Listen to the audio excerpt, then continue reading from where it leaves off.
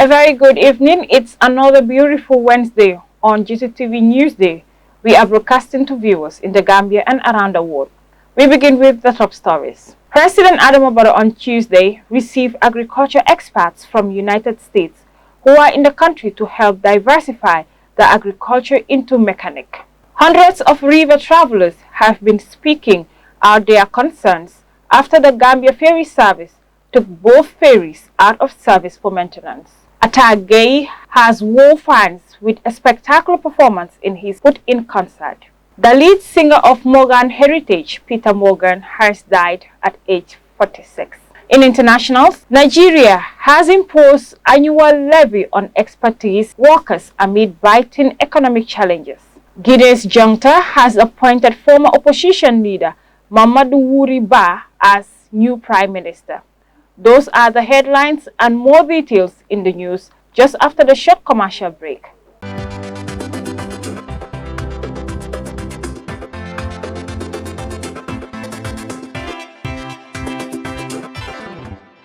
Welcome back. If you're just tuning in, this is Gttv News at 9 p.m. with me, Aisa Tukuli. The Gambian leader, Adama Barrow, on Tuesday received officials from the US-based Elevate Global who are in the country on a study tour in ways to mechanize the agricultural sector to tackle insecurity. More on this report. His Excellency President Adama Barrow on Tuesday received in audience the Elevate Global from Texas in the United States, accompanied by the Minister of Agriculture, Demba Sabali, at the State House in Banjul.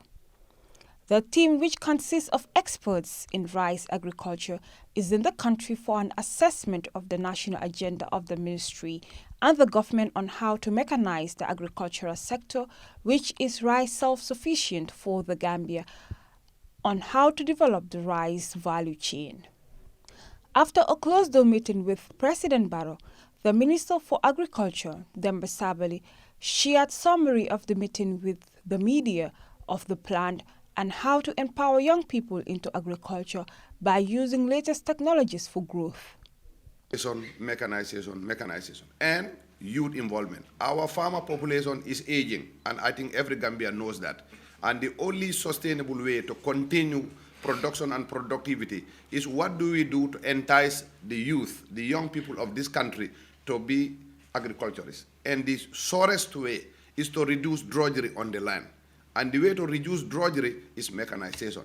So our discussion is centered on how do we mechanize the Gambia's agriculture. And I think once that is done, the youth are going to be enticed to come into agriculture. So mechanization is the key thing, and also increasing yield. Currently, our yield production is great. We are moving towards 7 tons per hectare. However, given the experts that are here, there are parts of the world that are producing up to 10 tons per hectare. So increasing yield within the same hectarage using the latest possible technologies is the key and the sustainable way to increase productivity. And that was the center of the discussion. Gil Gonzalez, the president and chief executive officer of Elevate Global, outlines key areas of focus, which is agriculture and horticulture, which he said is the future of the country. Also, horticulture production and the engagement and development of youth is going to be crucial. They are the future of your country. And we think that's the importance of having the youth engagement component. And at some point, at the time when we see an opportunity for investment in trade to also improve over a period of time. But that's really our goal, our focus.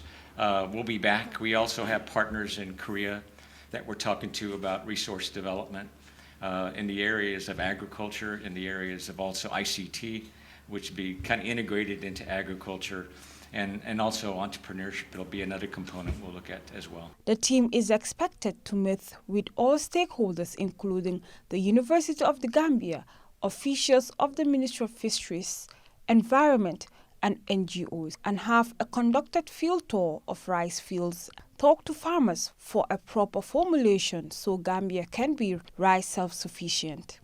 Aisa Tukuli, Gambian Talents TV News.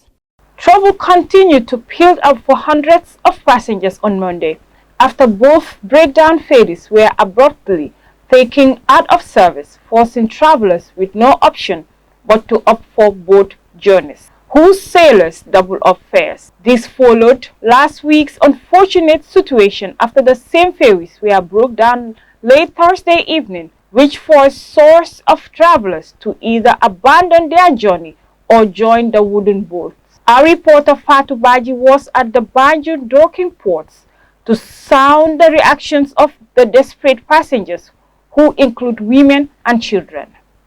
Left with no option in a desperate situation, these travelers lined up for boat traveling as boat ferries were taken out of operation for the second time in less than a week. The situation has attracted a wide range of condemnation and disappointment among Gambians both at home and abroad. In barely no enough life jackets for these passengers in mostly wooden conditioned boats lined up to be docked in the boats, as sailors double fares on mostly poor travelers. But that might not be the main issue. The most concerning matter at hand here is the safety of passengers, who blame the sailors of overloading their boats, despite having security officers attached to look into the safety aspect of the passengers. After 24 hours of the double situation, the management of the Gambia Ferry Service issued a statement announcing that the ferries are back in service, as they offer an apology to the public amid a backlash. The Gambian President Adama Barrow has been strongly urged to look into the ferry issues and take drastic actions against the management of the ferry service, who are accused of underperformance. Most of these passengers who spoke to Gambian Talents Promotion called on the government to provide new ferries to avoid future problems. Reporting for Gttv News, I am Fatmata Esbaj. Now, OIC assessment team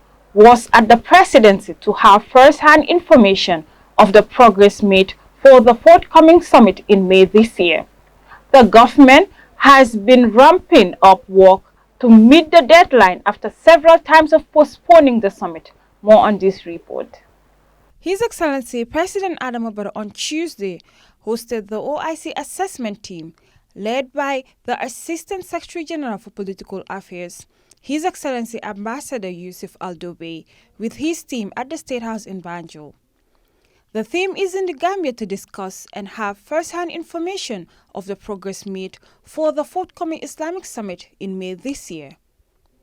After a closed-door meeting with the Gambian leader, His Excellency Ambassador Aldobe said through a translator that Gambia has done a huge effort in completing the ongoing infrastructure projects. Since we came the day before yesterday, we realized that Gambia had done huge effort to complete these roads and to complete these infrastructure that all member states they need to host this summit. And for this, we have also a meeting with His Excellency, the Minister of Foreign Affairs of the Gambia. He gave the same impression and the same, he expressed also the level of readiness of the Gambia to host this summit. It means from now we can tell to all member states that the Gambia is ready to host this summit because all this infrastructure, toward the hotels, toward the road, are ready to host this summit. He added that President Barrow has expressed the level of willingness and readiness in hosting the world's second largest summit in the Gambia. His Excellency the President and with His Excellency the Foreign Minister of Gambia to assess on the level of readiness of the Gambia toward hosting this summit. During this meeting with His Excellency the President, we get his advice, we get his instruction, we get his suggestion regarding a good hosting of this summit.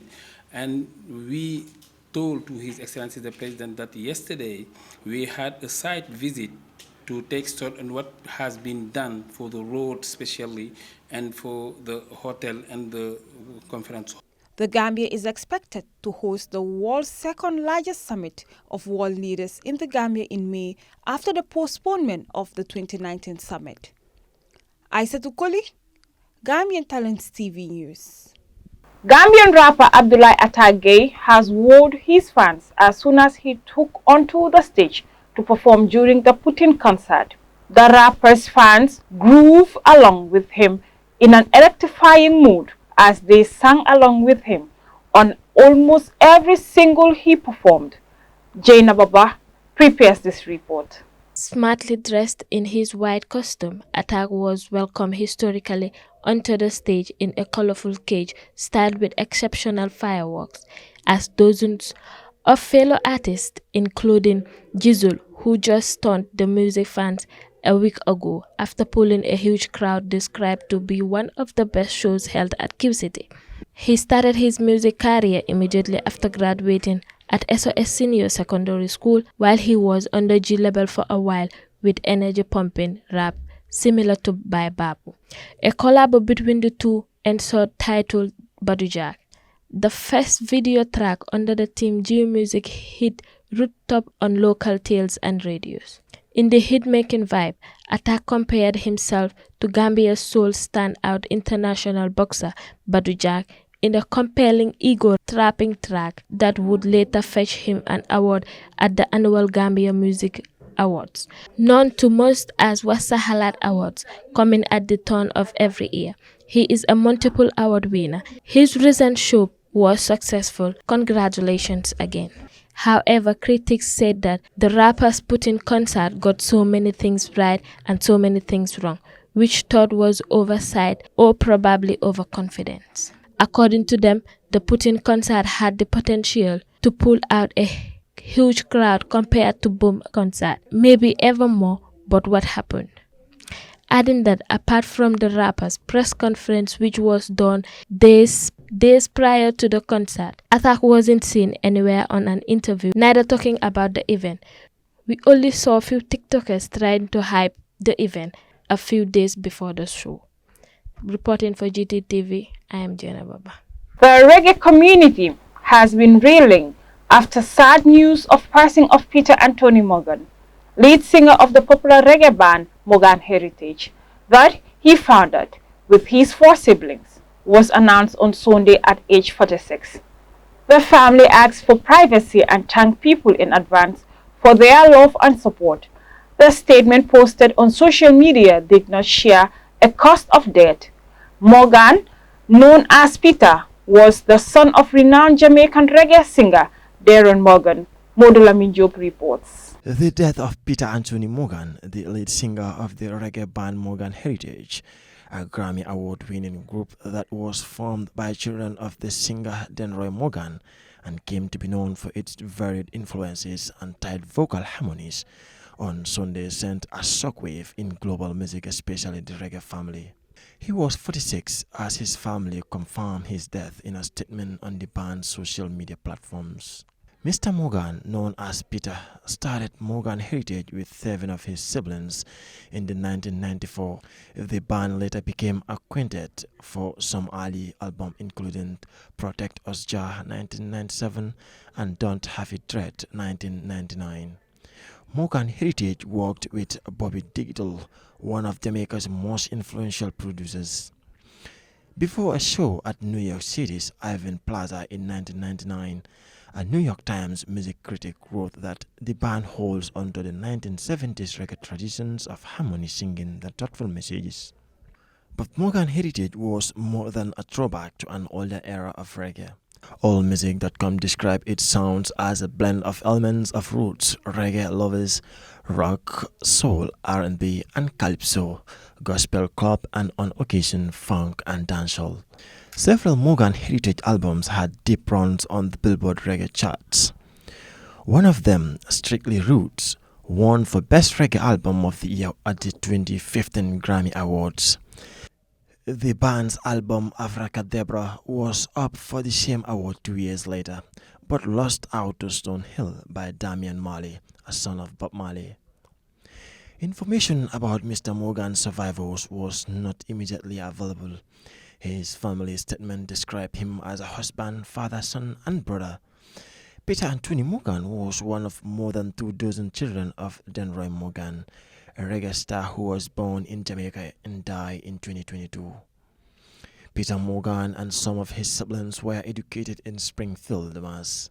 Peter Morgan and some of his siblings were educated in Springfield, Mass, where their grandmother lived. The Harvard Courant newspaper reported in 1997 their father was living in New York City at the time. Reporting for Gttv News, I am Woodlamin Job. May his soul rest in perfect peace. From that story by Modulami Job will lead us to our first commercial break. When we come back, we'll look at the international scene. Stay tuned.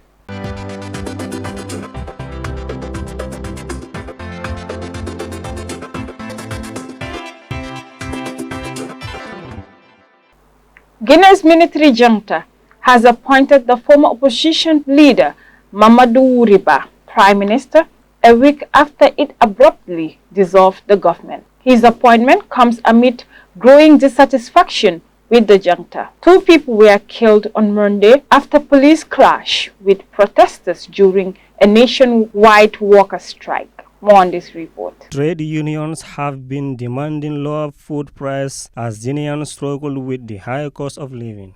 Ms. Daba, popularly known in the Guinea as Baori, has urged the unions to call off the strike and highlight what we can do together to solve the big challenges gradually, step by step. The trained economics is expected to not only set up new government to replace the one that was dismissed, but also take steps to alleviate the economic hardship facing millions of Guineans. The swearing-in of the new prime minister was witnessed by interim President Mamadi Doumbouya, who led Guineans armed forces to overthrow elected President Alpha Condé in September 2021. Mr. Ba, 65, has been a popular fixture in Guinean politics since the early 1990s. He served as Minister of Reconciliation in consensus government formed in 2007.